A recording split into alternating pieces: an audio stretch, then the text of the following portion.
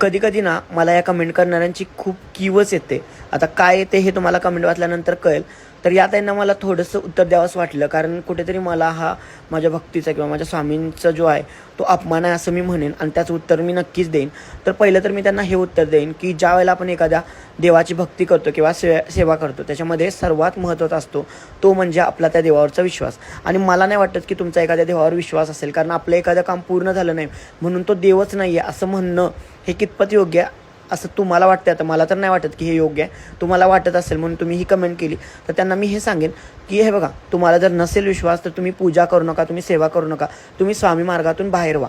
कारण इथे महत्त्वाचा असतो स्वामींवरचा विश्वास. आणि माझ्यासारखे जे असंख्य भक्त आहेत त्यांचा खूप स्वामींवर विश्वास आहे, आणि त्यामुळे ते असा प्रश्न विचारणार नाही. जो स्वामींचा खरा भक्त असेल तो अशी चिठ्ठी करणार नाही आणि अशी गरज कधी भासणार सुद्धा नाही. बाकी तुम्हाला काय वाटतं यावर कमेंटमध्ये सांगा. श्री स्वामी समर्थ. जय जय स्वामी.